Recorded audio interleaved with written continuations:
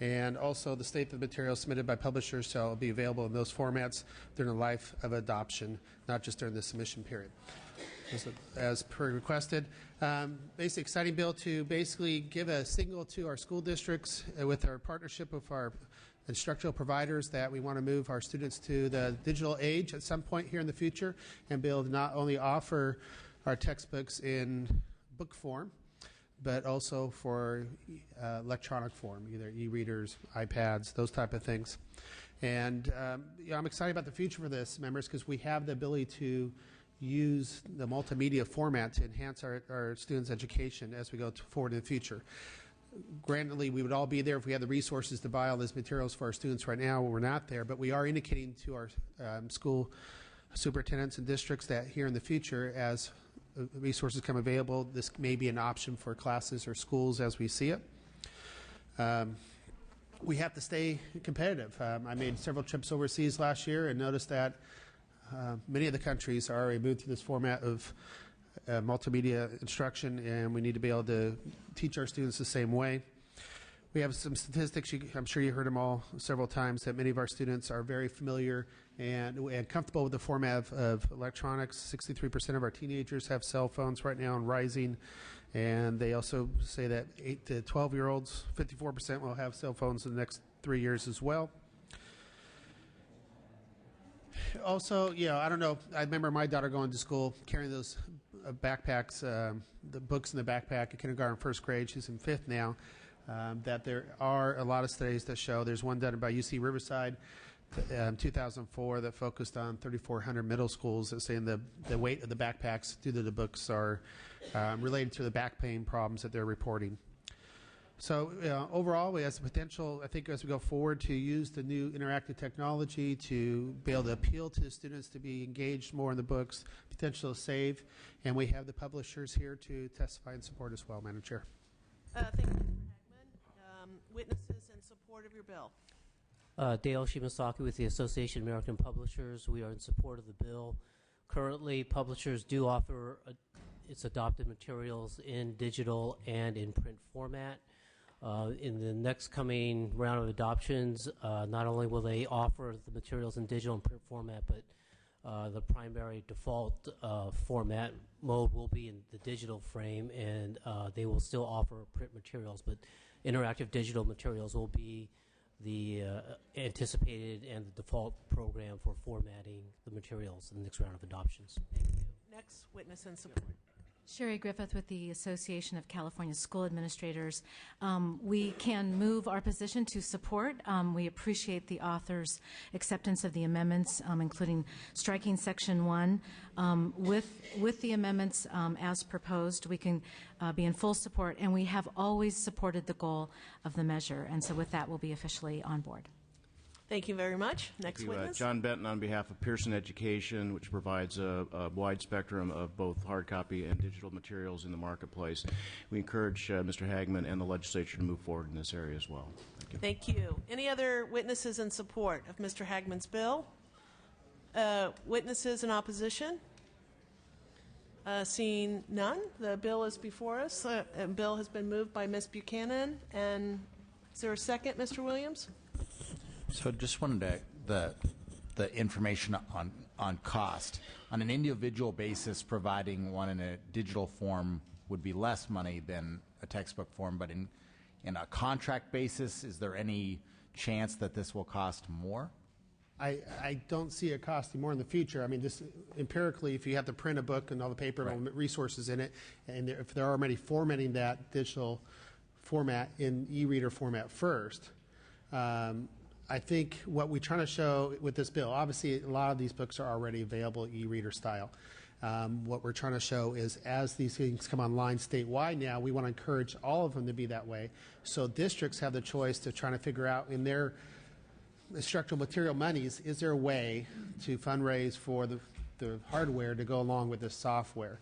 And as more and more of our schools go there, I see I don't know if you remember the old education software my kids grew up with, Reading Rabbit and others, interactive stuff on the computers that engaged them, that assessed their ability how to go forward. It's not just putting the print on the book, so to speak, in the e-reader, but is also hopefully encouraging the publishers and education materials to start energizing in that e-format.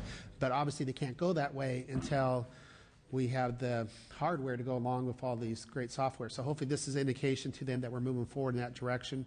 The big picture is when we come up with 6.1 million readers or format tablets for students in California, and how do we come out and pay for it. But if we have this across, should be some enterprising people out there. That's a lot of students on a certain particular OS format and all the rest of it. Hopefully there'll be some encouragement to get this thing started. Thank you. Any other questions or comments? Is there a second on the bill? Second by Dr. Halderman. And no further discussion. And just for clarification, I think it's clear, but I just want to be extra clear, and that is you're deleting the Section 1, but we have agreed on the small publisher being in the bill. Right. And the motion is due pass as amended to the Appropriations Committee. Would you like to close? No, thank you, Chair. Will the Secretary call the roll? Brownlee? Aye. Brownlee, aye. Norby? Amiano? Amiano, aye. Buchanan? Buchanan, aye. Butler? Butler, aye. Carter? Ing? Ing, aye. Grove? Halderman? Halderman, aye. Wagner? Williams? Williams, aye. 7, it's out. 7 votes, your bill is out, and we will now move on to Mr. Gordon's bill, AB 2104, which is item 17 in your agenda. Welcome. Thank you. Madam Chair and members, AB 2104 would consolidate the pre-kindergarten family literacy program into the California State Preschool Program to seamlessly streamline all statutory funding requirements for state preschool programs into one, while retaining the programmatic qualities of the pre-kindergarten family literacy program. AB 2104 would finalize the full consolidation of the California State Preschool programs. This was initiated originally in 2008. If we make this consolidation, there will be no additional cost to the state.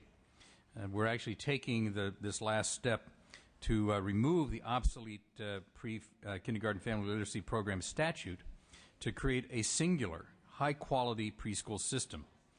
By doing this, California can avoid any future confusion about the makeup of the state preschool program. A streamlined preschool structure will help us address the readiness gap children display when entering the K-12 system and ultimately assist us in reducing the achievement gap. I appreciate the committee's work on AB 2104, and I will take the proposed amendment that is in the report. With that, I respectfully request an aye vote, and I do have a witness.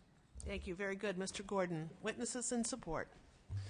Good afternoon, Madam Chair and members. Chris Reef on behalf of the State Superintendent of Public Instruction, Tom Torlakson. Superintendent is a sponsor of the bill, and want to thank the member and as well as the committee for the work on the bill. This is a much-needed bill that puts really a capstone on the efforts that were pursued back in 2008 that collapsed essentially what were 3 funding streams for various preschool programs sponsored by the state into one, so that we removed a lot of the local administrative burden for agencies at the local level. This final step is needed to remove some unnecessary and obsolete statute referring to a program that still exists within the structure of the California State Preschool Program, but also will allow us to avoid any confusion, like as Member Gordon said, in relation to its deletion. But I want to emphasize we are retaining all of the qualities of the PKFL program just under the name of the California State Preschool Program. Thank you very much. Any other witnesses in support? Witnesses in opposition? Seeing none, is any comments or questions? Ms. Buchanan? Move the bill. Move the bill, and Mr. Amiano seconds the bill. There is no discussion. Would you like to close, Mr. This would Gordon? respectfully request an aye vote. Very good, and the motion is due pass as amended to appropriations. Secretary, call the roll. Brownlee? Aye. Brownlee, aye. Norby? Aye. Norby, aye. Amiano? Aye. Amiano, aye. Buchanan? Buchanan, aye. Butler? Butler, aye. Carter? Ing? Ing, aye. Grove? Halderman? Halderman, aye. Wagner? Williams? Williams, aye. 8 votes, your bill is out. Thank you very much. Thank you. We will now move to Mr. Silva, AB 1937, which is item 13 on our agenda. Welcome, Mr. Silva. Good afternoon, Madam Chair, members of the committee. I am presenting AB 1937.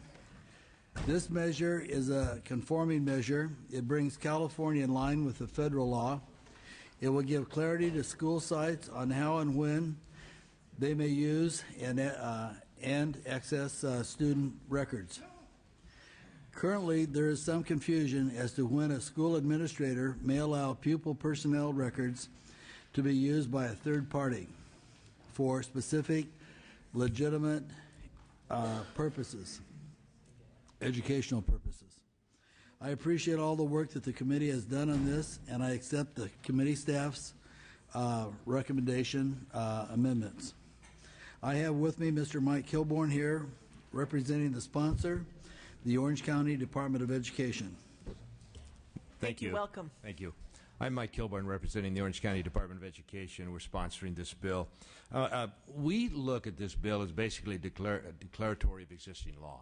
What happened is our attorneys were getting phone calls from districts. They were a little bit confused about what records, what agencies they could give access to student records, even though FERPA, the federal law, allowed it, California law did not. So we're trying to just conform as closely as we can with federal law on this.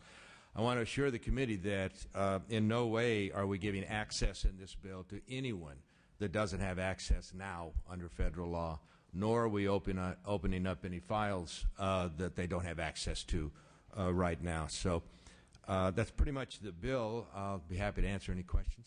Thank you, sir. Other witnesses? Erica Hoffman on behalf of the California School Boards Association, also in support for the issues raised. Thank you. Any other witnesses in support of Mr. Silva's bill? Witnesses in opposition? Seeing none. Questions? Oh, I apologize. Hi, my name is Elena Hellman-Toller, Civil Alliance Associates. I am a little bit concerned about some of the language in this bill and providing access to additional individuals to student records. I understand that they exempted special education files. However, they did not exempt Section 504 students. They didn't exempt anybody with mental health issues and other issues that should have, you know, good, strong privacy laws protecting those students. I have seen records, you know, released to the wrong people and under the wrong circumstances in violation of FERPA. So, you know, we need to make sure that the students are able to have privacy, especially in concerning their health care records, their mental health issues that are considered educational records at a higher level. So the state needs to provide additional protection for those students. Thank you very much. Any other witnesses in opposition? Seeing none, Ms. Buchanan. I understand why you're writing the bill. Can you tell me why a volunteer should have access to my child's records at school?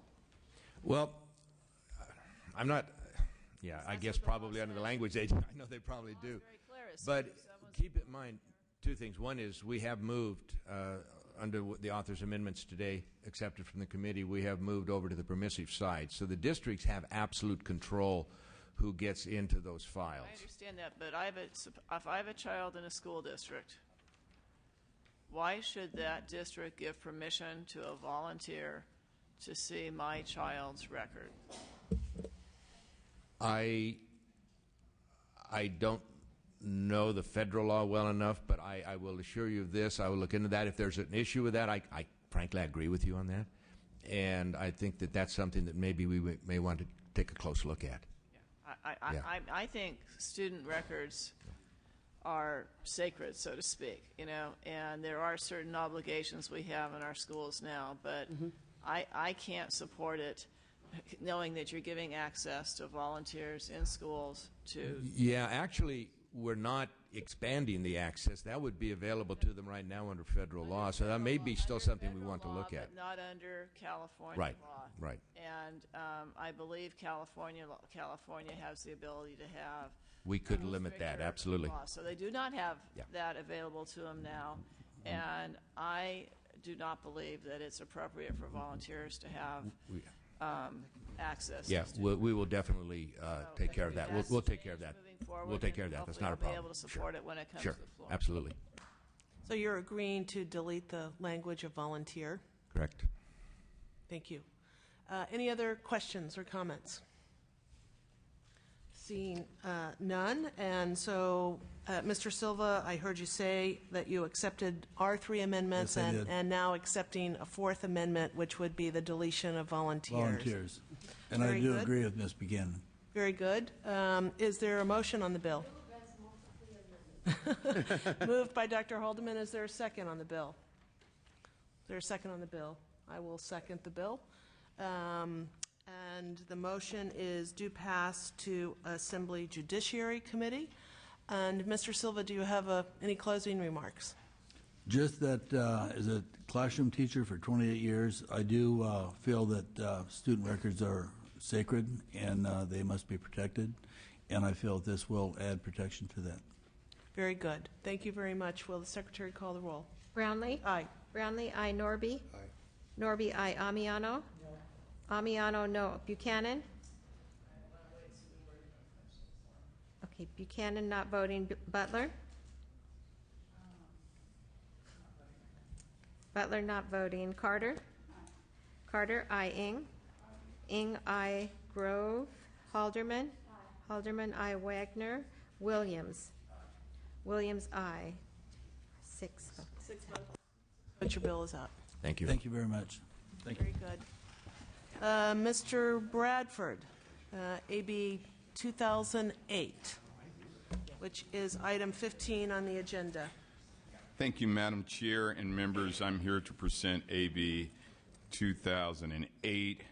It's a Meals for Needy Pupils program bill. Existing law requires the state superintendent of schools to determine the revenue limit for each school district in the county according to a formula based on the revenue limit of the school district for the prior year and adjusted for inflation and the average daily attendance for the entire school district. Existing law also requires a base revenue limit for each school district to include an adjustment related to funding for the Meals for Needy Pupils program. This adjustment relates back to the base year of 2007-2008, a year that no longer accurately represents the neediness of the school district. It's a bill that's not foreign to this committee, this chairwoman, and many of the members here. Beginning in the solution, I should say, beginning in 2014-15 fiscal year, the adjustment related to the Meals for Needy Pupils program would be calculated based on the average daily attendance and funding for the programs in the 2009-2010 fiscal year instead of the 2007-2008 year. The current model of computing the adjustments will continue through 2013-2014 fiscal year, and the shortfall districts are experiencing occurred due to the unintended consequences of prior legislation in 2009 that I know you tried to address yourself, Mr. Chair. So I respectfully ask for your aye vote. Thank you, Mr. Bradford, and I'm happy that I was able to provide a bill that you could provide a solution for. So thank you very much. Witnesses in support. Madam Chair, members of the committee, Terry McGann, California Strategies and Advocacy representing Sentinel Valley Union High School. First of all, your bill 851, which was a great bill, a terrific public policy initiative, which passed in, I think, 2007, didn't anticipate nor could it have the recession from 2008 to 2010. So there were several unintended consequences, and perhaps to me personally, the most important one was the failure of all of us to figure out a way to keep food flowing to these kids, which is extremely important. Just by a brief historical example, I was State Senator George Moscone's chief of staff in 1967, and I actually drafted the first bill that provided general fund subsidy for the matching funds for the children to have a school lunch. And Ronald Reagan actually signed the bill, vetoed $4.5 million of the money, but we had $500,000 left, and that became the standard for the entire country. So California can hold its head very high in terms of what we've done in the past. So we would ask the committee to carefully consider this, and we hope we can get your yes vote. Thank you. Thank you, sir. I would move the bill. The bill has been moved and seconded. Please continue. Thank you, Madam Chair and committee members. My name is Ron Hacker. I'm the Assistant Superintendent for Business Services for Centinela Valley Union High School District, the sponsor of this bill. Wanted to direct your attention to the letter and the line chart that's in your packet. And that letter very quickly shows that the main point of this bill is to correct the unintended consequences of the earlier legislation. More important than the letter, if you look at the chart very, very effectively graphically demonstrates the effects of this bill and the program changes that Centinela Valley had to implement subsequent to it on actual student participation in lunch and breakfast programs. So as you can see, from 2007-8 to 2009-10, we had dramatic increases in participation.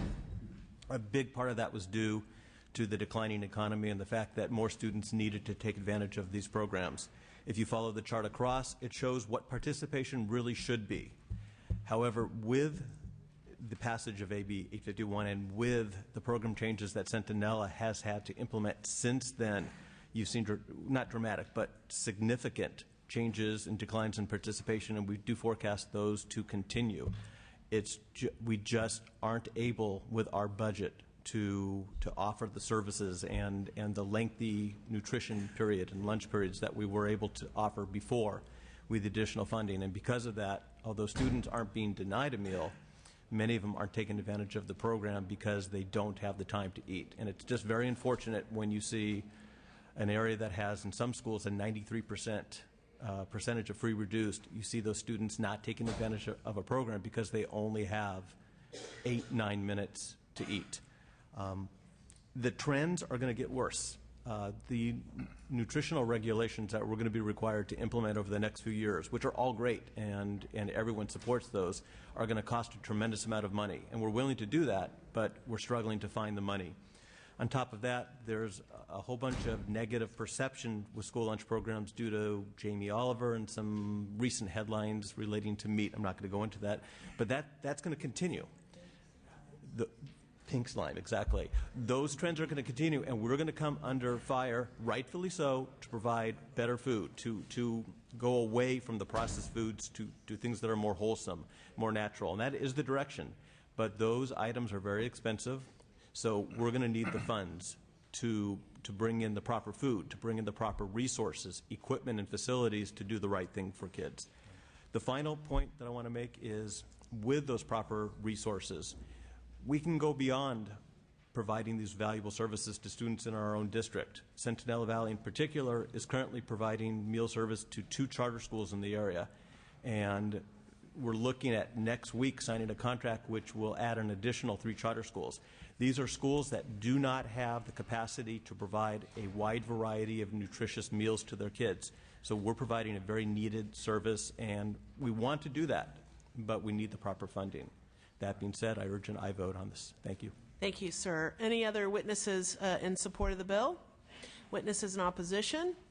Seeing none, the bill has been moved and seconded. Any discussion from members?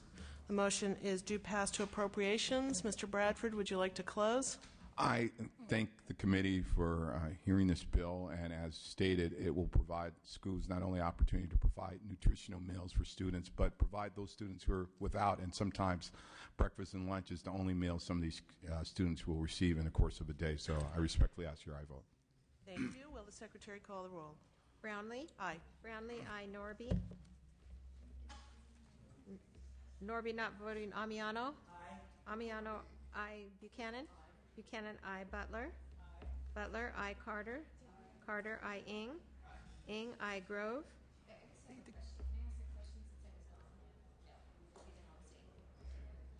Grove abstained. Halderman? Halderman, no. Wagner? Williams? Williams, aye.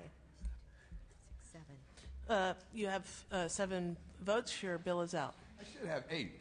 Thank you, guys. Appreciate it. Mr. Ing, would you like to present your bill?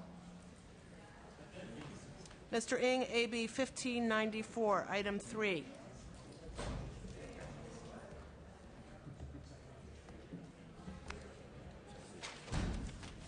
Yeah. Well, thank you, Madam Chairwoman and members. First of all, I will be accepting the committee amendment to specify that the bill does not apply to a charter school that only offers online instruction. Members, existing law requires that each school district or county superintendent of schools provide for each needy pupil one nutritionally adequate free or reduced price meal during the day, and authorizes them to use funds made available through any federal and state program. However, charter schools are exempt from this requirement. In a recent audit, out of 815 charter schools, about 75% of charter schools either provide a free or reduced price meal or were exempt from this program. AB 1594 levels the playing field. It extends the needy student meal mandate to charter schools, which are already almost universally in compliance, ensuring that all low-income California students, whether attending a traditional public school or a charter school, have access to one nutritionally adequate, free, or reduced price meal for each school. Funding for the program is guaranteed by the federal government to any school in the U.S. that seeks to provide a nutritional meal at a reduced or no cost to low-income students. California also provides additional limited funds as well. Studies have shown that when a child's nutritional needs are met, they're more attentive in class, better attendance, fewer disciplinary problems, and improved standardized test scores. It's been said that the high costs of serving a meal may be prohibitive, and yet, as is indicated, more than 3/4 of charter schools are either already providing meals to students or are exempt, including those that have severely limited financial infrastructure and personnel needs. This bill is not about discriminating against charter schools, but rather about highlighting the best practices of the vast majority of charter schools for the sake of the children. I have Alexis Fernandez, nutrition policy advocate from the California Food Policy, with me representing the sponsor. Thank you. Chairwoman Brownlee, sorry about that, and the committee. As Assemblymember Eng mentioned, charter schools exemption from what is referred as the needy student meal mandate results in inconsistent access to free and reduced price meals. As the number of charter schools across the state continues to grow, so does the number of low-income students who may or may not have access to these meals. We strongly believe that by extending the needy student meal requirement to California charter schools, we take a step forward in ensuring that all low-income students have access to these essential benefits.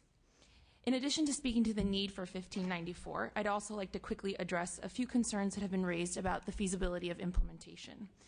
In terms of charter school facilities, yes, some schools would face challenges providing meals, but these are not unique to charter schools. Many schools, charter and traditional public schools, have overcome similar roadblocks, such as limited or no access to a kitchen or a lack of cafeteria space, and have managed to effectively deliver meals to students.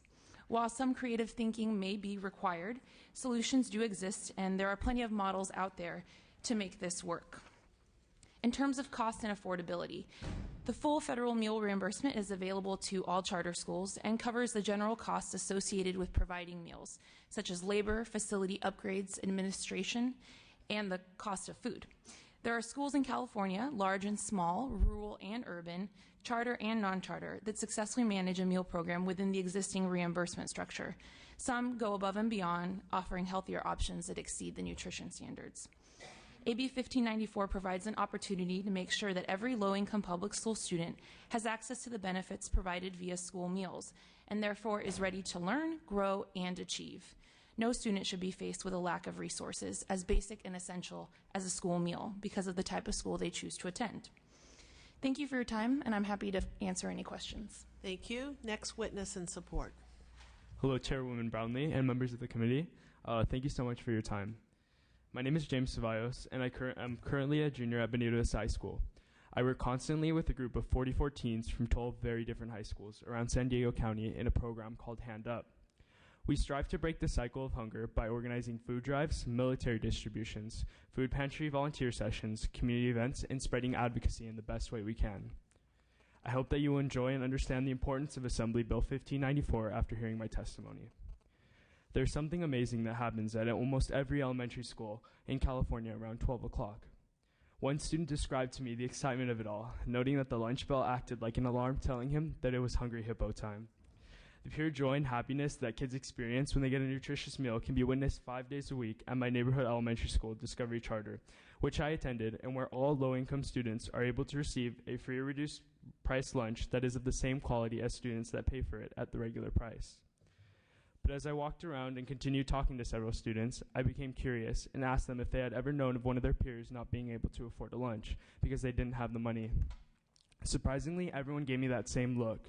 Their voice told me, no, but my instincts told me that they meant to say, yeah, I just don't want to tell you. I don't want to talk about it in front of my friends. After several minutes, I noticed a 5th grader named Isabella sitting alone at a lunch table. When I told her that I was a former dragon like herself, and that I was going to keep her interview in confidence, she began to tell me the story of her friend Marcus. She explained that on some days he would go straight out to recess and sneak out the lunch line because he was afraid that the cafeteria ladies would ask him questions about his lunch account. But when he later found out that he qualified for a free lunch, he started eating again. Isabella, anxious to enjoy the rest of her lunch and stray away from my curiosity, politely got up to throw away her lunch and said goodbye. The idea that everyone at my charter elementary school has access to an affordable meal program eases my mind. Working with my teen leadership program, Hand Up, I constantly see San Diegans struggle to feed their children, and sometimes their child's school lunch is the only meal they'll get. It hurts to know that despite all my efforts to alleviate the face of hunger in San Diego, there's still kids being left out at charter schools. Being the investigative guide that I am, I did some research, and with the help of the CFPA, I learned that the latest information available shows that a little less than half of California's charter schools may or may not be offering free or reduced price meals to low-income students. That isn't right and needs to change now. Every student, regardless of their school, should have access to the FRP program. School meals have such a positive impact on academic achievement and social development on children that it is an injustice not to allow students access to this program. As my mentor, Cecilia Williams, an involved, caring, and socially aware librarian at Discovery Charter would say, every child should have the right to a meal. AB 1594 brings us one step closer. Thank you. Next witness. Madam Chair and members, Brian Rivas on behalf of the California School Boards Association. We're in support of the measure. We think it's an important part of making sure that charter schools are accessible to all students without regard to family income. And we also think it's important for the low-income students who choose charter schools to know that if they do so, that they'll have adequate nutrition because it's an important part of being prepared to learn. So for those reasons, we're in support. Thank you. Next witness, state your name, organization, and your position on the bill. Seth Bramble on behalf of the California Teachers Association, in strong support, briefly adding that healthy kids learn better. Thank you. Next witness in support. Erin Evans Feudum on behalf of San Francisco Unified School District and support. Thank you. Thank you. Next witness. Jennifer Moreno with the California Federation of Teachers, and we are in support. Very Jessica good. Bartholow, Western Center on Law and Poverty and Support. Very good. Next witness. Liliana Blanco, California Hunger Action Coalition, in support. Very good. Laura Ayala with the National Association of Social Workers, California chapter, and we're in support. Next witness. Joshua Golka with the California School Employees Association, in support. Ron Shea Jones on behalf of K-12 and our charter schools. We had some issues with the bill. I want to thank the committee staff, the author, and the sponsor staff for working with us and crafting some amendments that work for us. Thank you. Any other witnesses in support of Mr. Ng's bill? Seeing none, witnesses in opposition.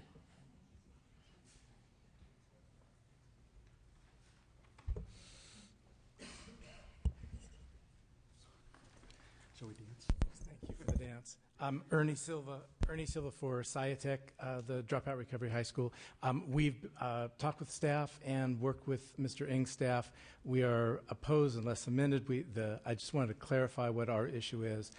The amendments have done a great job of identifying both traditional charter schools that are classroom-based and those that are not classroom-based. We are the weird one. We are the exception. 95% of our students are classroom-based in partnership with the Federal Job Corps. They get breakfast, lunch, and dinner. About 5% of our kids in the same CDS code, the same school, are not in a classroom-based program. So we're trying to work that out, and the amendments so far have said only one or the other. We are a program that provides both. We're trying to be exempted out for those students that don't come to see us. Thank you. Thank you. Seems like we could figure that one out somehow, some way. Madam Chair and members, Rand Martin on behalf of the California Charter Schools Association Advocates. I want to start by saying our opposition is not based on the philosophical issues relative to whether kids deserve meals. We agree. We also understand that it contributes to the learning environment. It makes kids learn better. There's no question about that. And if that's all this bill was about, we would not be here in opposition. The problem is we need to do and ask you to do a reality check at this point.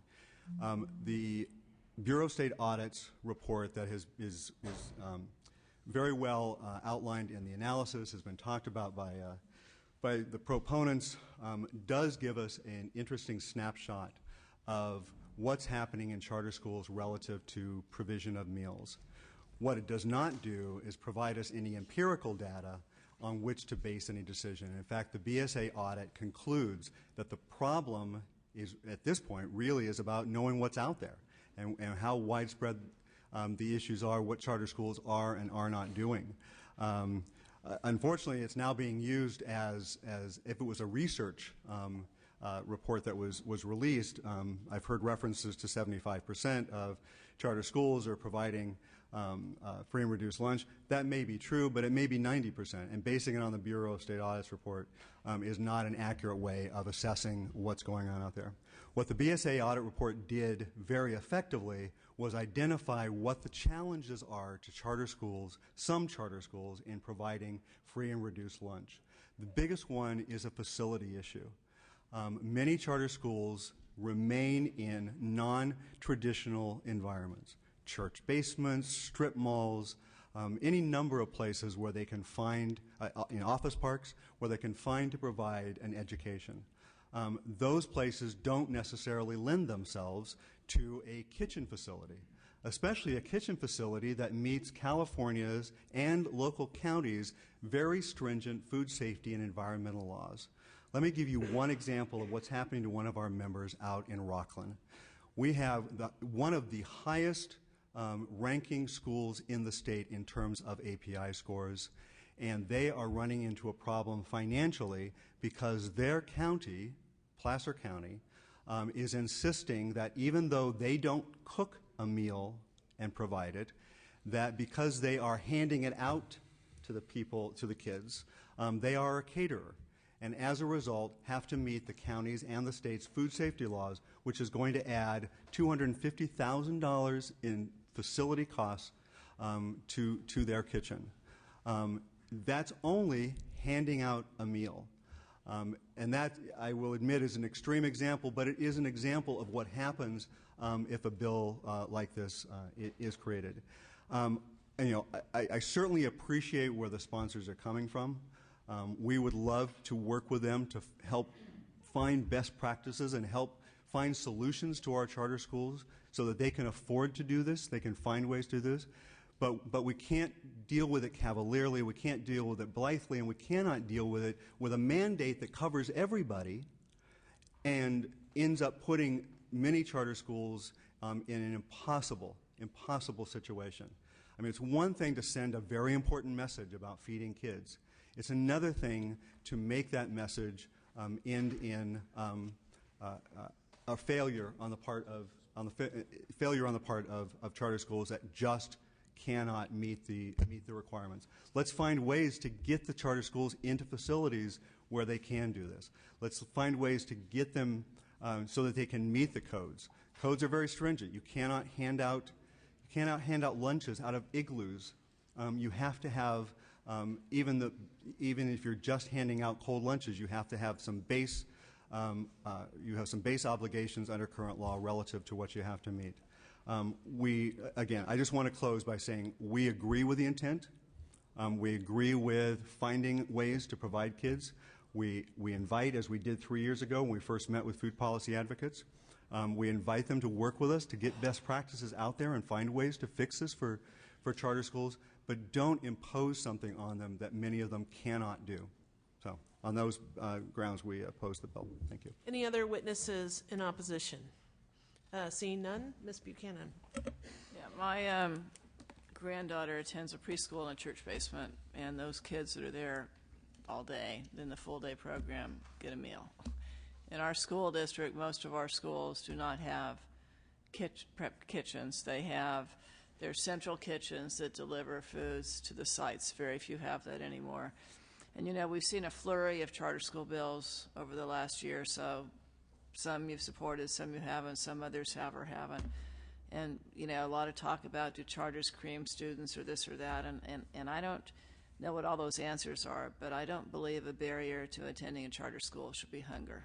And I think all of our schools have an obligation to meet those minimum federal lunch meal requirements, and I don't think charter schools should be an exception. It's not easy for any schools. It's not, the lunch programs are not money makers for any schools. Most districts, you know, have to dig in, and I understand the predicament you're in, but if we want all children to have access to all schools, then we've got to be prepared to make sure at a minimum that programs as important as the federal lunch program are provided at all of our schools. So, you know, I have sympathy, but I'm on the other side of the equation with you on this one, because I think it's critically important if we really believe that there should be that access. So I move the bill. Thank you, Ms. Buchanan. Is there a second on the bill? Second. Ms. Butler. Mr. Williams. I guess I want to support this bill, but I feel like there is still the need to address this issue of non-traditional sites and of sort of throwing the school to the mercy of what is different kinds of regulation county by county. I mean, the interpretation that different counties will have differs. I mean, the Rockland example is maybe one of the more extreme, but often counties will say that this is catering and they have to conform to the health standards of a caterer. And I've done enough nonprofit events to know that's not necessarily as easy as it sounds. And so I hope, I guess you probably don't need my vote to get it out of committee, but I hope that you will address this issue before it comes to the floor, because I do think this is important, and I don't think that it should be a onerous or expensive standard to meet when most of these non-traditional charters will just cater food, which shouldn't, you know, that sounds like that should be easy, right? And I'd be okay with mandating it, that if that was easy, but county by county, in some cases, that's not going to be easy, unless we do something a little different. If I could just quickly, yes, we're perfectly willing to do that. I know that even in caucus we have catered meals, and we don't have a health inspector looking at us, so if it can be done here for members, it certainly should be done for school districts, and I'd be willing to work and take a look at it to see if the counties are unfairly imposing a burden on school districts that they don't impose on others. But I absolutely agree with you, and we'll work with you and as the bill moves forward. Ms. Carter. Yes, I just wanted to say, Mr. Ng, that I have a Sciatech school in my district, and I understand you've been working with them and that you've agreed to continue working with them as your bill moves forward, and I just wanted to tell you that I appreciated that and that I support your bill today. Any other comments? Ms. Grove. Thank you, Madam Chair. I know we can spin it any way we want about food for kids. Parents voluntarily enroll their children in charter schools. It's not a mandate. I think that there was a statement made that charter schools are propping up or growing faster. I think the reason why is because of a failure in our public school system.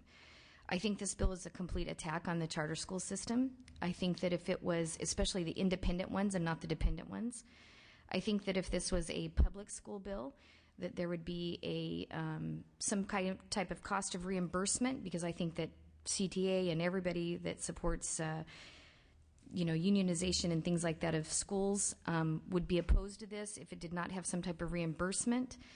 My understanding, I guess the question of the author is there a reimbursement for these charter schools that have to supply these meals? Yes. Yes? If Okay. Yes, if I could just complete my thought here. Yes. It's a good, very excellent question. Thank the Assembly member for asking the question. This is a federal program. The government allocates billions of dollars for school districts that apply, charter and non-charter. It ranges from $2.77 to $2.37, plus a additional allocation of 22 cents from the state of California. May I make one clarification? One. One. And that is, yes, the federal program does pay for the meals.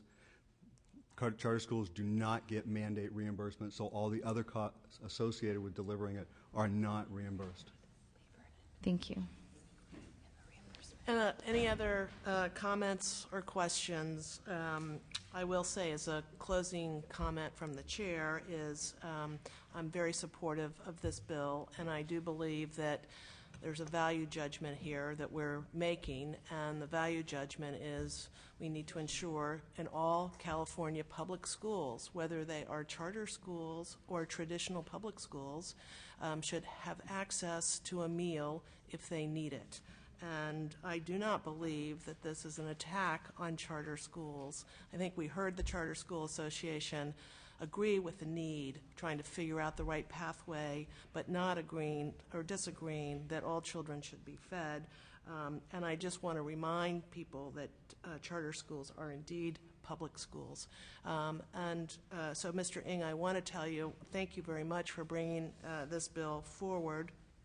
The motion is due pass as amended to appropriations, and if you would like to close. Yes, thank you, Madam Chairwoman, and also thank you for your leadership in the same subject matter of a previous iteration of discussion about having a bill in your name.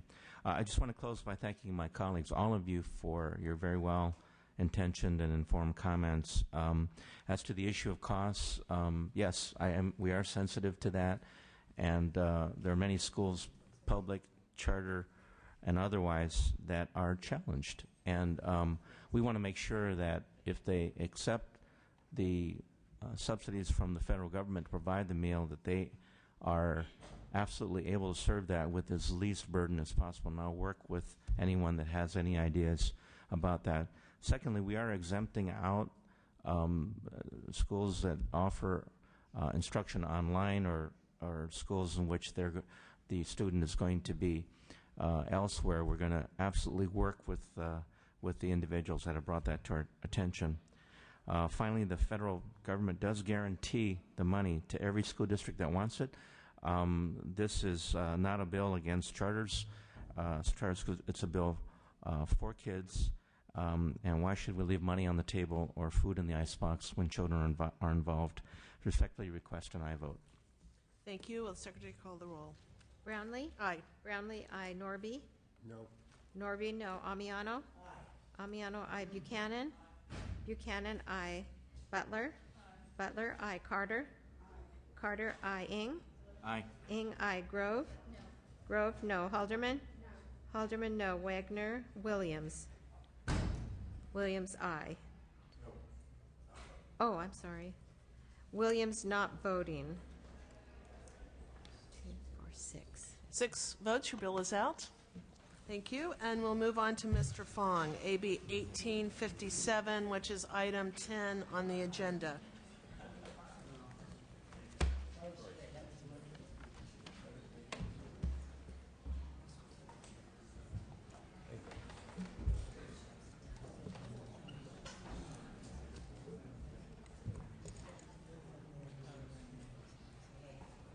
Welcome, Mr. Fong.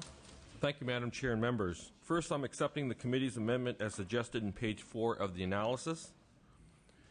It is written in our state constitution that California schools have an obligation to protect pupils from mistreatment from other children. I believe AB 1857 will help strengthen this essential provision. This bill will provide a valuable educational tool that will enable schools to enact teen dating abuse prevention programs to students in grades 7 to 12 by means of curricular and extracurricular education. AB 1857 will allow the Superintendent of Public Instruction to provide model programs and research materials for schools to use to address teen dating abuse. School districts would partner with parents, domestic violence organizations, and community-based organizations in providing this education, thereby minimizing costs. While schools are encouraged to participate in violence prevention, AB 1857 does not make any mandates of schools. It is reported that roughly 1 in 3 adolescent girls in the United States face some form of abuse in their dating relationships, with offenses often occurring on school property. Studies show increased truancy and dropout rates amongst these abuse victims. AB 1857 will hopefully assist in decreasing the numbers of these incidents and prevent abusers from continuing a pattern of violence. One of my goals for this bill is to recognize the diversity of youth, especially those youth who are most vulnerable. AB 1857 is an important measure to take in ensuring the health and safety of Californian teens. To testify in support of the bill is Lisa Fuji Parks with the California Partnership to End Domestic Violence. I respectfully request your aye vote. Thank you, Mr. Fong. Assemblymember Brownlee, members of the committee, my name is Lisa Fugia Parks, and I'm with the California Partnership to End Domestic Violence. We're a state coalition of over 200 organizations and individuals working to end domestic violence. And for many years now, our members throughout the state have partnered with school districts to deliver programs that promote healthy relationships and prevent dating abuse. Because we recognize that supporting youth in developing the skills to have healthy relationships is integral to our mission of ending domestic violence. All young people can have healthy, nonviolent relationships, and this not only helps in preventing dating abuse, but also in preventing teen pregnancy, HIV, STDs, and other health and mental health problems. But young people need education and support to do so, and I should add cyberbullying as well, which has been discussed in this committee today. We understand that the education code is permissive, but that shouldn't mean that it should be silent when it comes to dating abuse. Schools need parameters for what kinds of programs are effective in preventing dating abuse, and they need access to model programs. And while schools do need to work to keep students safe from dating abuse on campus, we recognize that they need locally driven, flexible options. So this bill increases access to information about effective programs through the Department of Education's website, and it encourages schools to address this issue, including in partnership with community organizations that the school district deems appropriate. By doing so, more schools will be able to offer prevention programs, resulting in safer, healthier students and a safer, healthier school environment in which the entire school can focus on the task of learning. So we ask for your support. Thank you very much. Other witnesses in support? Any witnesses in opposition? The bill is before us. Are there any questions, comments? Is there a motion? Mr. Williams moves. Is there a second? Ms. Carter seconds. Thank you, Mr. Fong, for bringing this bill forward. Oh, I'm sorry. Mr. Norby. I think if you want to alleviate a pathology, it's best to focus on what you want to achieve rather than what you want to prevent, especially when the term dating abuse is used. I Googled last night, is dating dead? And I got literally thousands of hits, including an editorial about 3 years ago in the New York Times, the demise of dating. There was a time, what's that, Tom?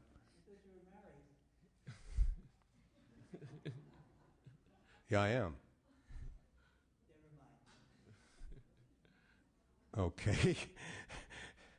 It has to do with the bill, Tom, say dating abuse. So, and I mean, kids don't date anymore. Dating is dead. I mean, they just don't. So maybe it's better to use something else like improving relationships or minimizing something. But the team dating abuse itself is so dated that I think it ought to be called something else, number one. Number two, the district's already free to do this, and the superintendent is already free to do this. And so if there is some recalcitrance on the part of the superintendent of public instruction to do this, maybe this bill would be necessary, and maybe there is that I'm not aware of, but if he wants to do this anyway, he's welcome to do it, and he is directly elected by the voters. So I'm not sure what the bill does that isn't already available to either the districts or the superintendent himself. So that's my concern. Thank you, Mr. Norby. Any other comments or concerns? Seeing none, the bill has been moved by Mr. Williams and with a second by Ms. Carter. Mr. Fong, would you like to close? Well, you know, when a relationship any kind of relationship, I think the term dating would be appropriate if it's a boy and a girl, or a boy and a boy and a girl and a girl, and as long as there's a relationship involved, that they're dating, and so that's why that term is there. And so I respectfully request an aye vote. Thank you, Mr. Fong, and the motion is due pass as amended to the Appropriations Committee. Will the Secretary call the roll? Brownlee? Aye. Brownlee, aye. Norby? No. Norby, no. Amiano? Amiano, aye. Buchanan? Butler? Butler, aye. Carter? Carter, aye. Ing? Ing, aye. Grove? Grove, no. Halderman? Halderman, no. Wagner? Williams? Williams, aye. 6 votes. 6 votes, your bill is out. Thank you. Mr. Laura, 2 bills. AB 1880, item 11 will be the first bill. Continuing on the theme.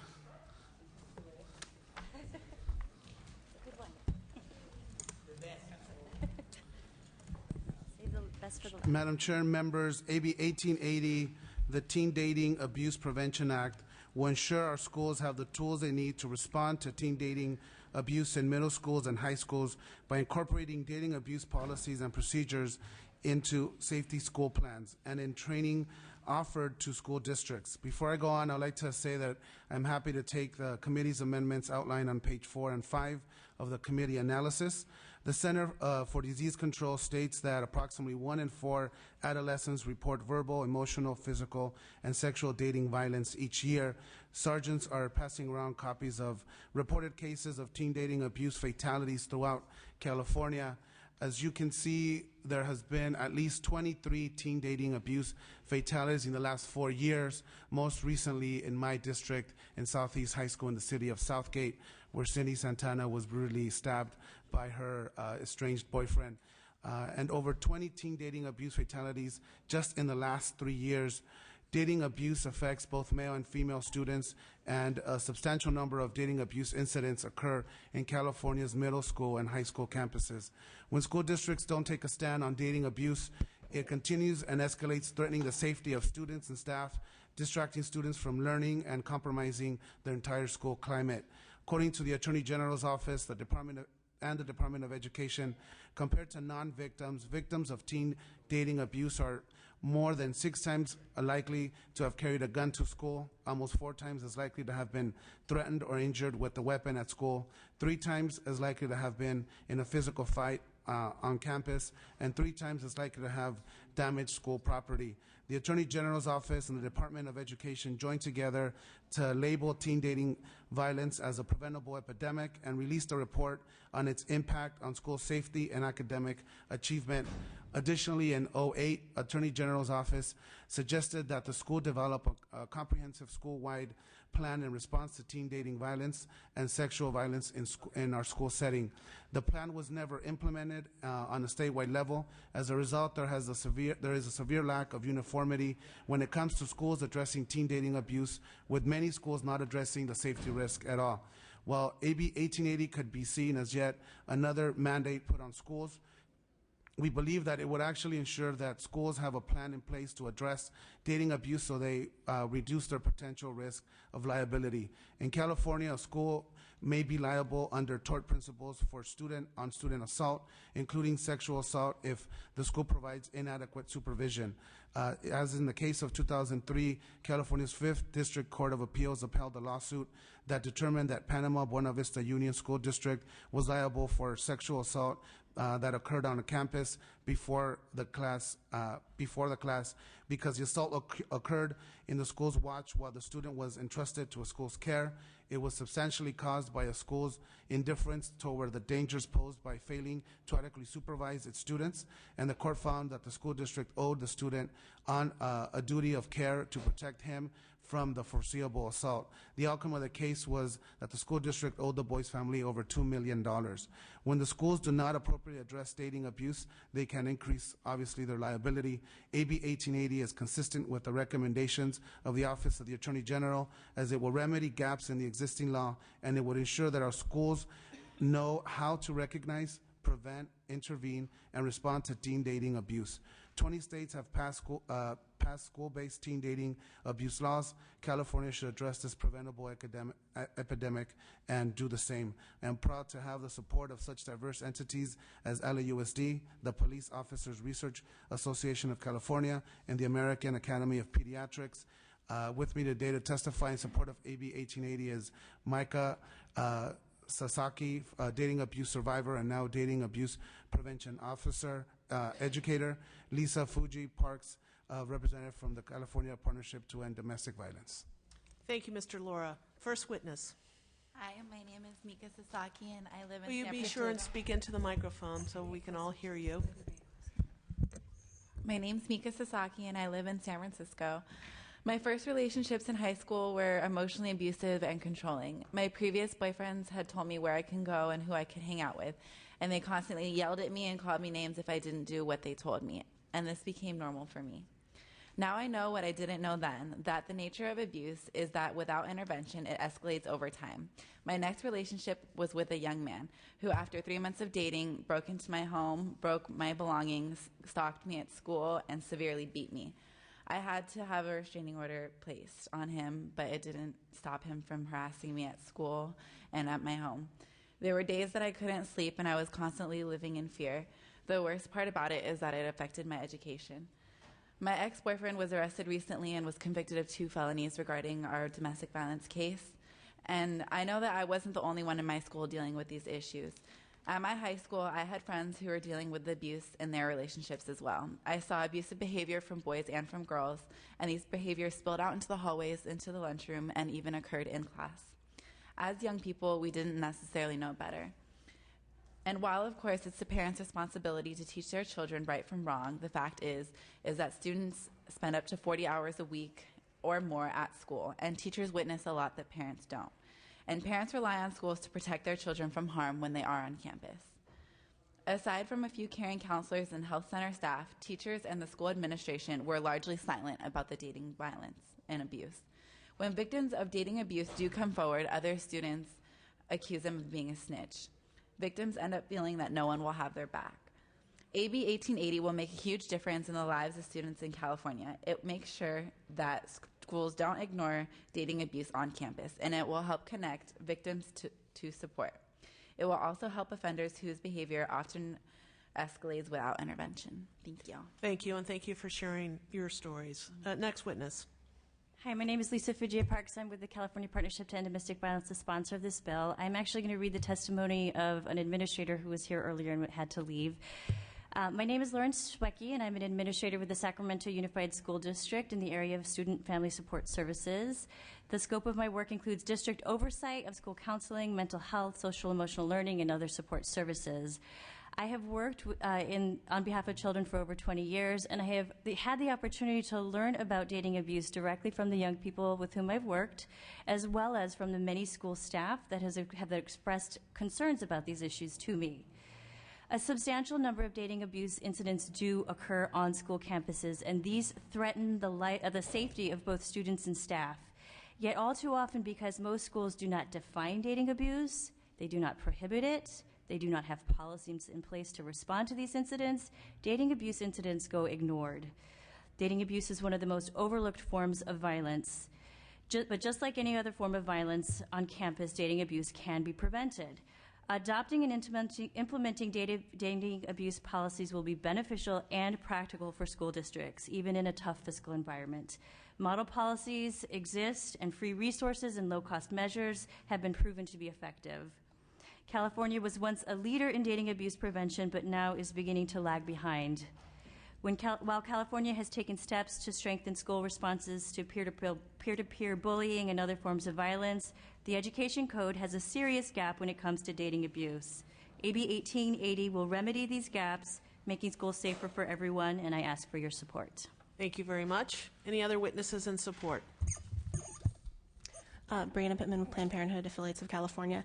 As reproductive health care providers, we see the negative impacts that dating violence and abuse can have on teens' health and their behavior, so we're in strong support. Thank you very much. Other witnesses? Laura Parr on behalf of Equality California in support of the bill. Thank you. Kathy Mossberg, representing California Family Health Council, in support of the bill. Any other witnesses in support? witnesses in opposition? Seeing none, the bill is before us. Bill has been moved and seconded by Mr. Amiano and Ms. Butler. Questions, comments? Dr. Haldeman. Thanks very much for bringing this forward, and I appreciate very much your willingness to share your story with us. As a trauma surgeon, domestic violence, regardless of age, is a common occurrence that I see. But my question comes, how do we know that this kind of program has any effect at all? Where are the studies that show us that there has been an actual impact beyond us just feeling like we did something nice for telling them to institute a program? Great question. We are at the point on this issue where we do have research that indicates that dating abuse policies adopted in schools are absolutely essential to effective dating abuse prevention. A study was published by the Department of Justice just in 2011, a study of 30 New York City middle schools. The control group received nothing. The experimental group had school-wide measures tied to the disciplinary code adopted. They saw a 50% reduction of reported dating abuse incidents on school campuses. So adopting policies that are tied to the discipline code and raising this issue to the level where schools know that it is their responsibility to address these issues has been proven by research to be effective in reducing dating abuse incidences on campus. Thanks very much. Are there any peer-reviewed journals that have done any other studies? Specifically on the adoption of policies? Right. None that I'm aware of at the moment, but I believe that the study is in publication. Thank you. Mr. Norby.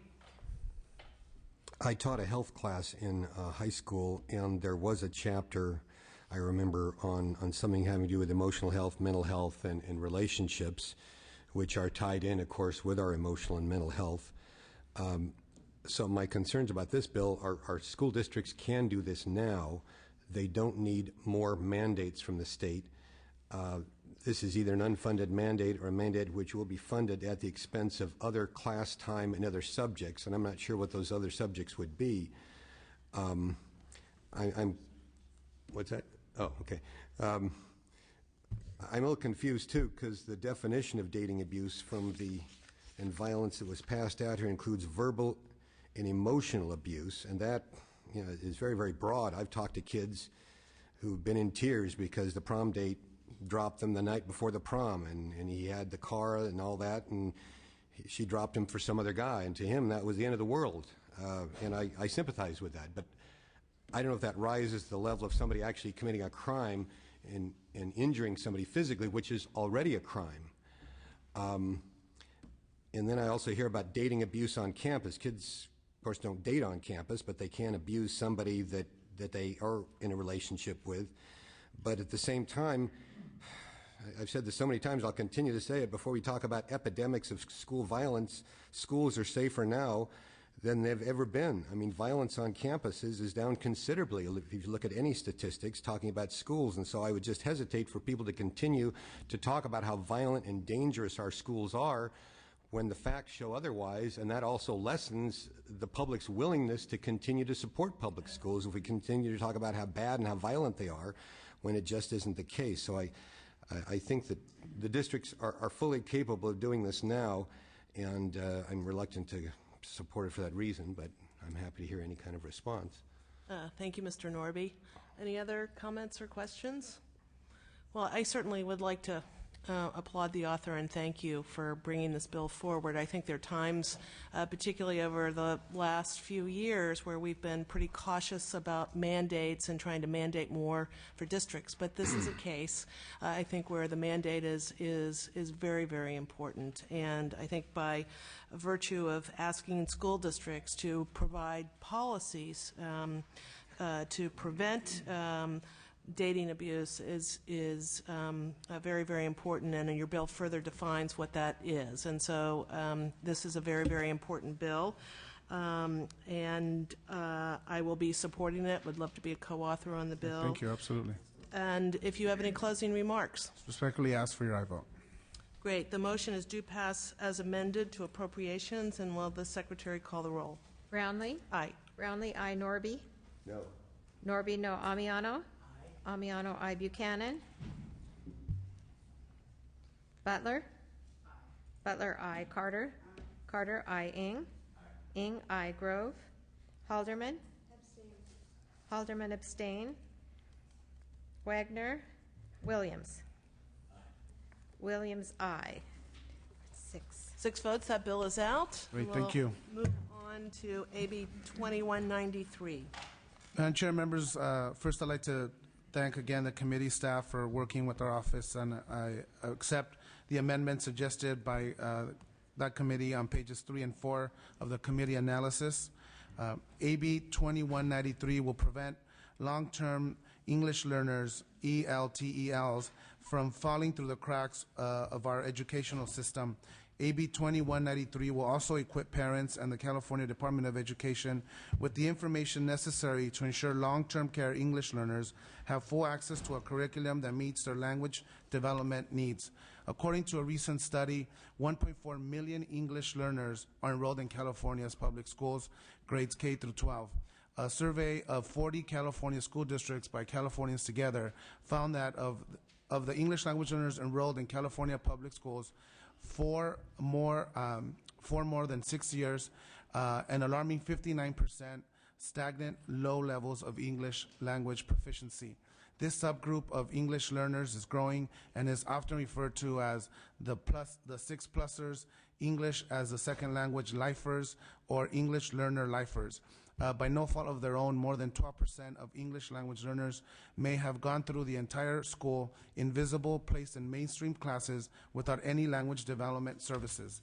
Currently, a mechanism does not exist to identify long-term English learners or those at risk of becoming long-term English language learners.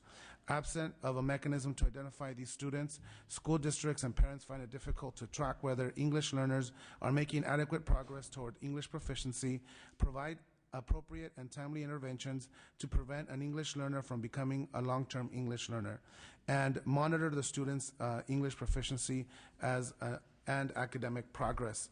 AB 2193 is a critical first step in developing a systematic approach to address the instructional needs of students who are long-term English learners or at risk of becoming long-term English learners. Here with me to testify in support of AB 2193 are Shelley Spiegel-Coleman, Executive Director of Californians Together, Carol Anderson-Wu, Director of Curriculum at Tracy Unified School District, and Legislative Advocate Marta Zaragoza-Diaz. Thank you. Thank you. Please. Good afternoon, Madam Chairperson and members of the committee. My name is Martha Zaragoza-Diaz, and I'm representing Californians Together and the California Association for Bilingual Education, who are the sponsors of this bill. I have with me Ms. Wu, who will testify, and Shelley Spiegel-Coleman, who will answer questions. AB 2193 has been introduced in response to groundbreaking research by Dr. Lori Olson regarding the status of English learners in our secondary schools. In her report, Reparable Harm, Fulfilling the Unkept Promise of Educational Opportunity for California's Long-Term English Learners. New survey data was collected on almost 1/3 of all secondary school English learners in the state of California. This indeed is groundbreaking because this data has not been collected, let alone analyzed by any entity in California. The data provides a very dramatic and disturbing picture of students left behind and becoming invisible, parents not knowing or not understanding why their child is not moving academically, educators unaware that this is happening, and districts not knowing what to do. We would have loved for AB 2193 to be more comprehensive in its approach, but in light of the fiscal constraints faced by our schools, we decided on a straightforward, basic approach to address the issues of long-term English learners, as described by Assemblymember Lara. The bill includes a definition of long-term English learners. It would provide parent notice with regards to letting them know that their child is a long-term English learner, including providing a description of the instructional program that their child is given. It would target the technical assistance and support by the district assistance intervention teams and the school assistance intervention teams to target their plan to deal with the academic needs of student subgroups not meeting the federal benchmarks which would include our long-term English learners, in addition to requiring the districts to collect the data and report the data to the Department of Education. AB 2193, as mentioned by Assemblymember Lara, is a critical first step in developing a systemic approach to addressing their needs. And it provides the first step in identifying these students as a significant student subgroup. Please help these students become visible so that school districts and parents can repair the harm and begin addressing the language and academic needs of these students. We ask for your aye vote. Thank you. Next witness. My name's Carol Anderson Wu. I'm a director of curriculum in Tracy Unified School District. I've spent the past 30 plus years working with English learners in Tracy Unified as a bilingual teacher, a site principal, and now working at the district office, where one of my responsibilities is English learner education.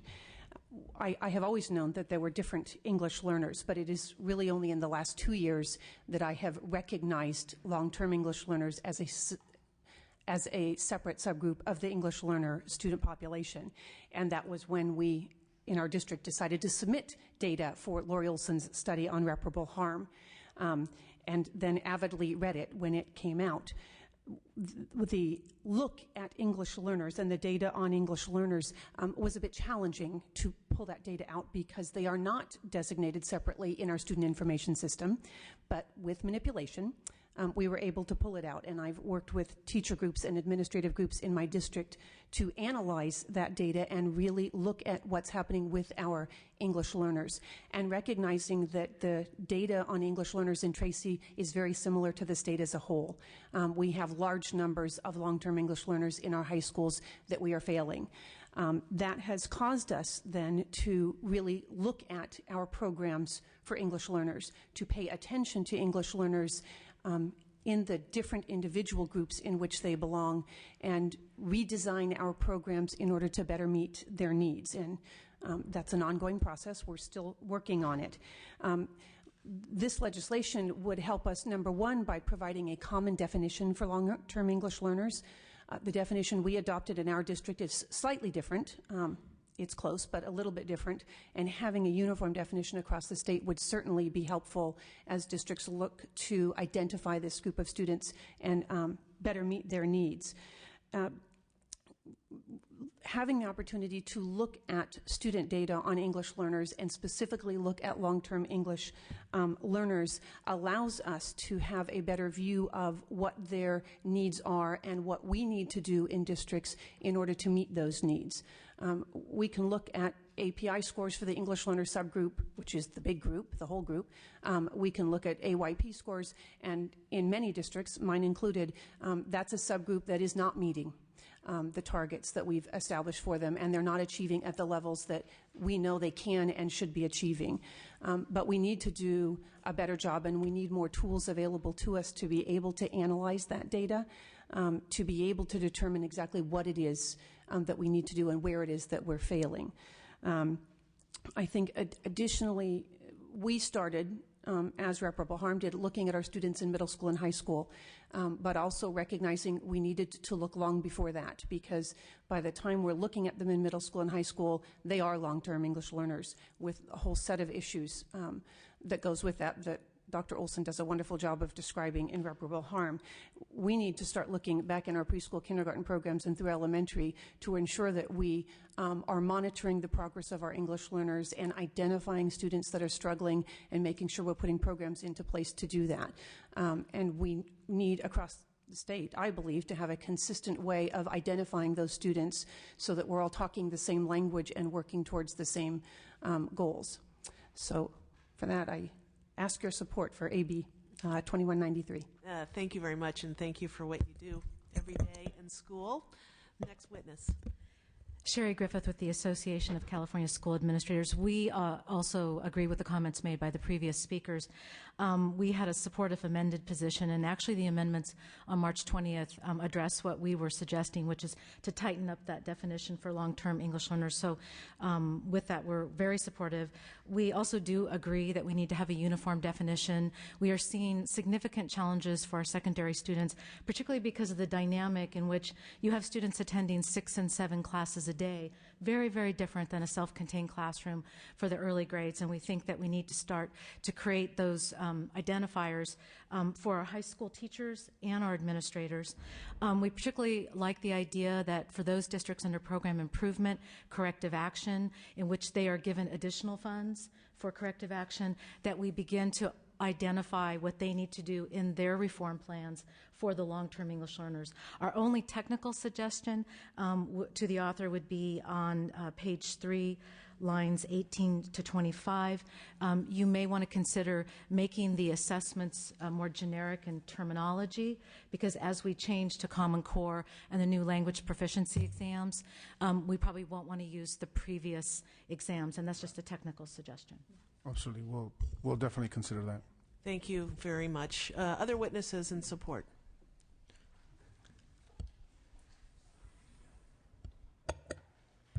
Thank you, Madam Chair and members. Erin Evans with San Francisco Unified School District in support. Thank you. Thank you. Olivia Sosa from the San Joaquin County Office of Education in support of the bill, and a very important piece about the parent notification that their children are in this status of long-term. Thank you. Any other witnesses in support? Witnesses in opposition? Seeing none, the bill's before us. Mr. Norby. Parents need to know the status of their kids, especially in this program, which I believe is overprescribed, and many kids get trapped in this, and they literally can't get out. They want to get out. Their parents want to get them out, but they can't do it. This issue, Madam Chair and bill author, has affected me directly as a parent, as a teacher, also as a legislator. My stepdaughter, Anna, was designated ELL based on her language survey. This was when she was entering kindergarten in Tustin, California. And her mother wrote down Spanish and English, Spanish and English, Spanish and English equally, because my wife's from Honduras, Spanish is her native language, and Anna's father at that time was an English speaker, knew no other language like me. And so she was effectively bilingual and has been effectively bilingual her entire life. But because Spanish was put down here, she goes into ELL. She's not, even though she was a fairly successful student, B average, did proficient on the STAR test, she didn't get redesignated for 7 years. This is a redesignation certificate dated 2011. Now, my other two stepkids did not get into ELL, even though their first language, well, was Spanish and English as well, because they told their mom, said, don't put anything on the language survey except English, English, English, English. So they didn't get in it. And they're glad that they didn't, because it does become a kind of a trap where you're pulled out of class, you're giving extensive, very expensive testing. This is the CELT test, which my understanding has never actually been means tested with kids who know no other language other than English. This CELT test is given beginning, I believe, in the first grade, when, I mean, a lot of kids, no matter what language they speak, have a hard time passing a test like this. But schools are incentivized to keep the kids in the program because they get extra funding, and so I think we have to take a look at that. As a teacher in high school, I did have students who couldn't understand what I was saying, and that was a serious issue. These were kids who had immigrated. I remember one was from Russia, several were from Latin America, and they do need help. But I also had a senior in high school in my government class who was getting an A, who they were still pulling out of class twice a month to test her. And I remember asking her, why are they pulling us? She says, well, Mr. Norby, they still don't think I can speak English. And she was an A student in my government class, and she was on the way to I remember she was going to the Rhode Island School of Design. Not that that's any big shakes, I just happen to remember that. But she was fluent in English. As a constituent, I had a constituent who I met when I attended Anna's so-called graduation ceremony and being reclassified English proficient, which she didn't want to go to because the whole thing was kind of embarrassing to her. And she said she wrote down on the form, because she said, I'm an immigrant from Belgium, and I wrote down on the form that I spoke Flemish to my son when he was a baby, Even though my husband's American, speaks no Flemish at all, and was put into ELL and got stuck there for 7 years and couldn't test out. I'm also very concerned about the different ways, and I know I'm going on here, Madam Chair, but... In the meantime, I'd like to move the bill as you're going on. And is there a second on the bill? In which, I'll conclude with this, in which students are categorized, because the very large numbers of students at ELL create an impression among taxpayers, especially older, especially those whose kids have gone on, that the schools are aflood with kids that can't speak English. And when in the fact, I don't know if that's the case. Santa Ana Unified School District, only 11% are foreign born. It means 89% are born here, they are citizens, and yet 55% are still in ELL. Most of those kids in ELL are born in the United States, and even though they may come from families that speak another language or are bilingual like my family situation, they pick up English very, very quickly. If you compare them to, say, Beverly Hills Unified School District, 15% of the kids in the Beverly Hills Unified School District are foreign born, but only 8% are classified ELL. Because based on anecdotes I've heard, a lot of the parents from the richer areas, the more educated areas, don't put anything on this survey other than English, even though you may be speaking Chinese or Mandarin or Farsi or something else at home. And so it does disproportionately affect the poorer kids, and if it was helping, that's fine. But if it's becoming a holding tank that isn't really benefiting them, that's a concern. I think this bill addresses this and tries to at least inform the parents so they can do something with it. I support the bill. Senator Padilla is also working on legislation to address ELL. I have a bill as well, 1767, which would allow for more easier reclassification. And I'm glad that this whole subject is being looked at, because we want to help the kids but not create a net so broad that it's expensive and becomes a dumping ground for kids that aren't benefiting from it. Thank you. Thank you. Any other comments or questions from members? I also think this is a very good bill, an important, very important bill for us to really lay the foundation for us to look into this and address the issues that children need and not be these long-term English learners anymore. So thank you for that. And the uniform definition, I think, is also really, really important. So this is sort of a trailblazing bill in a lot of ways. The bill has been moved and seconded. If you have any closing comments. Respectfully ask for your aye vote. And the motion is do pass as amended to the Appropriations Committee. And will the Secretary call the roll? Brownlee? Aye. Brownlee, aye. Norby? Aye. Norby, aye. Amiano? Amiano, aye. Buchanan? Butler? Butler, aye. Carter? Carter, aye. Ing? Ing, aye. Grove? Halderman? Halderman, aye. Wagner? Williams? Williams, aye. My vice chair always leaves just when I need him, but I Thank you, Madam Chair. Yes, thank you. Your bill is out. Sure. We'll move the consent calendar. Is there a second on the consent calendar? So there's a second on the consent calendar. Just for the record, let me just say the consent calendar is AB 1451, Hayashi, do pass. AB 1987 by Mr. Davis, do pass as amended. AB 2095, the Arts Committee, do pass to the Committee on Arts. And AB 2262 by Mr. Bradford, do pass as amended. The consent agenda is before us. Will the Secretary call the roll? Brownlee? Aye. Brownlee, aye. Norby? Aye. Norby, aye. Amiano? Aye. Amiano, aye. Buchanan? Butler? Butler, aye. Carter?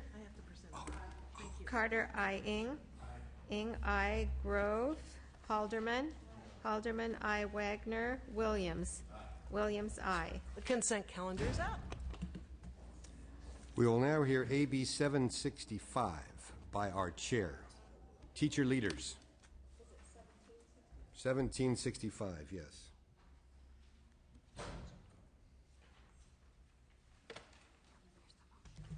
Thank you, Mr. Chair and members. California's most experienced and talented teachers often face a challenging mid-career choice: maintain their position in the classroom or leave the classroom to pursue leadership roles and career advancement elsewhere. AB 1765 is a bill to explore options that would keep teachers in the classroom while allowing them to pursue to pursue professional development through additional responsibilities as teacher leaders. It would call on the Commission on Teacher Credentialing to convene an advisory panel to recommend a teacher leader framework that would work for California, considering, among other things, the role of the teacher leader, the preparation needed to be a teacher leader, and the use of teachers as peer role models to foster innovative practices in low-performing schools. Momentum is growing for teacher leader programs across the nation. A growing body of research finds that collective leadership, rather than just the influence of a single strong teacher or principal, is crucial in promoting student achievement. 11 states, including Illinois, Louisiana, Massachusetts, and Ohio, are all implementing pathways for teachers to become recognized as teacher leaders with additional mentor responsibilities. This bill will begin a much-needed discussion in California about the increased educational opportunities teacher leaders can provide to our students. I respectfully ask for your aye vote on AB 1765. Great. Those in favor? Hi, Ann Padilla with the Commission on Teacher Credentialing, and we are very much in support of the policy objectives of the legislation as we have been in the past. We do have some fiscal concerns, and we'd just like to keep working with you on this bill. Thank you. Thank you. Mr. Chairman, Brian Rivas on behalf of the California School Boards Association. Many times we lose our best teachers to administrative career ladders, and we support this bill because we think it'd be valuable to figure out a career pathway that keeps our best teachers working directly on instruction and supporting other teachers. Thank you. Anyone else in favor of the bill? Those opposed?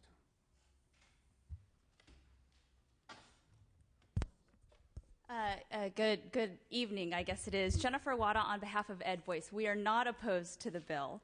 And I think the committee, you all have our letter. We did just want to note that we are requesting an amendment to the bill and are happy to work with the author and the committee to direct in consideration of, we submitted a letter, so, okay, well, I'll make sure the committee gets that. I apologize if you don't have it. But we would request an amendment that teacher effectiveness be included in consideration by the advisory panel when considering teachers in leadership roles. We think that teacher effectiveness in bringing students to proficiency can't be overlooked and should be a consideration by the panel when creating teacher leaders. So for those reasons, we'd like to work with the committee. Thank you. Comments? Questions? All right. I think the bill goes in the right direction because, like you say, if you're a great teacher and you still want to stay in the classroom, where are you going to go? There are a lot of questions with it, how they'd be selected, also where they'd fit on the salary scale. Presumably they'd get an extra bump on it, but that would have to be negotiated locally. Also, I presume that the intent is that this would replace administrators.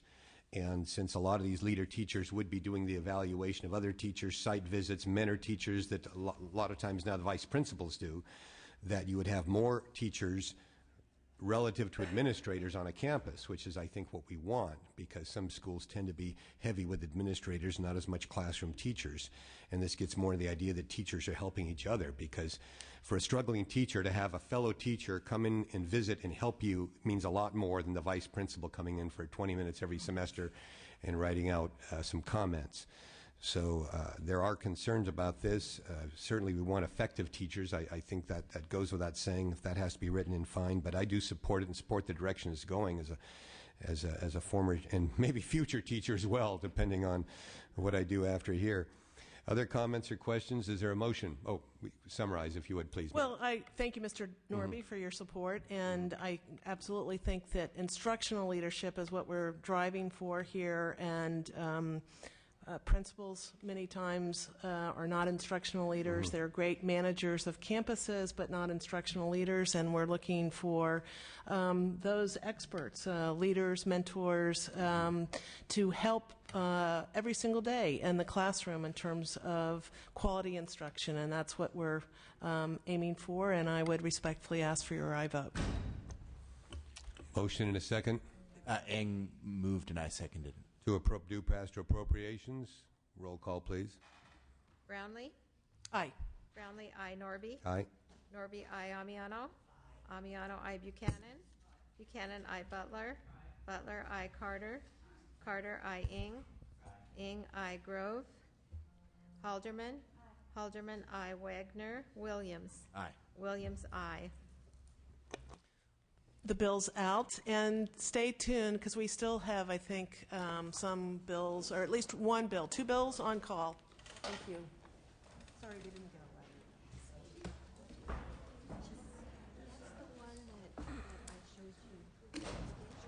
Okay.